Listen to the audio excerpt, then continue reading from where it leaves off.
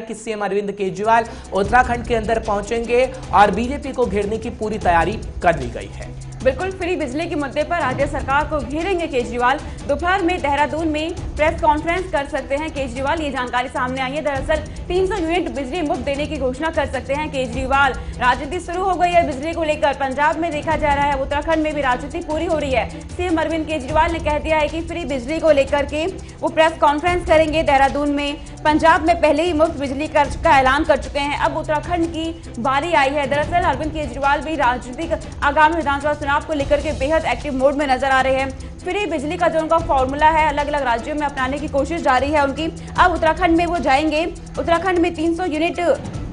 मुफ्त बिजली देने की घोषणा कर सकते हैं केजरीवाल। बिल्कुल, क्योंकि आम आदमी पार्टी लगातार अपना जनाधार बढ़ाने की कोशिश कर रही है कि पंजाब के अंदर जिस तरीके से हमने देखा कि कहा गया कि पंजाब के अंदर एक सिख चेहरा ही होगा अगर मुख्यमंत्री का वो दावेदार होगा, साथ ही साथ बिजली को लेकर भी कटाक्ष करते हुए नजर वो कैप्टन सरकार पर आए हैं। लेकिन अब उत्तराखंड पहुंच रहे हैं, क्योंकि उत्तराखंड के अंदर भी हम देख रहे हैं कि केजरीवाल किस तरीके से तैयारी कर रहे हैं, क्योंकि महंगाई के मुद्दे पर तो सरकार को घेरा ही गया। लेकिन अगर बात करें केजरीवाल की, तो आज फ्री बिजली की घोषणा, यानी जब सरकार आएगी तो 300 यूनिट बिजली फ्री मिलेगी,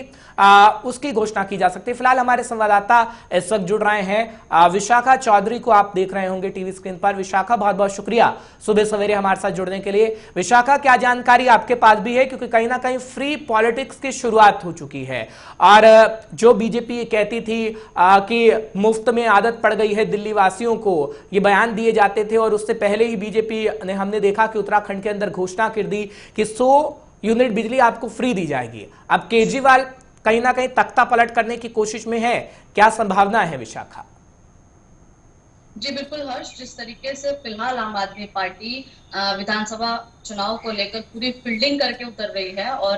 बात करें सीएम केजरीवाल की तो वो आज देहरादून आएंगे। और जिस तरीके से उनका ट्वीट कल शाम सामने आया था, उन्होंने कहा कि जिस तरीके से उत्तराखंड स्वयं अपनी बिजली को जनरेट करता है, बाकी किसी राज्य से खरीदता नहीं है, और दिल्ली जैसा राज्य जहां जो बिजली है वो खुद जनरेट नहीं होती, बाकी राज्यों से खरीदी जाती है, उसके बावजूद दिल्ली में जो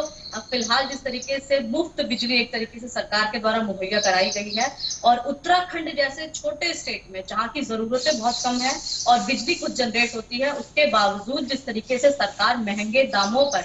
बिजली जनता को जिस तरीके से उपलब्ध कराती है और जनता को मजबूरी में जिस तरीके से भारी बिल देने पड़ते हैं बिजली को लेकर, ये जो मुद्दा है कहीं ना कहीं इस पर केजरीवाल ने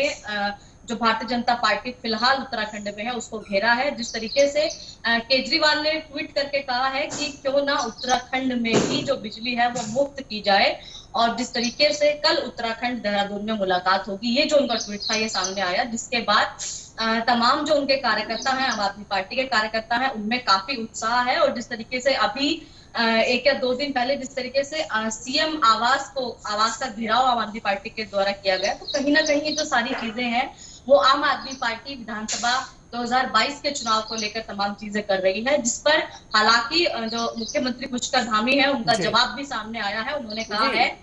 कि यह एक चुनावी एजेंडा हो सकता है और भारतीय जनता पार्टी कोई चुनावी एजेंडा लेकर चुनाव में नहीं उतरेगी, वह सर्वांगीण विकास करेगी राज्य का, जिसको लेकर पुष्कर धामी ने सीएम केजरीवाल के ट्वीट का एक तरीके से जवाब दिया।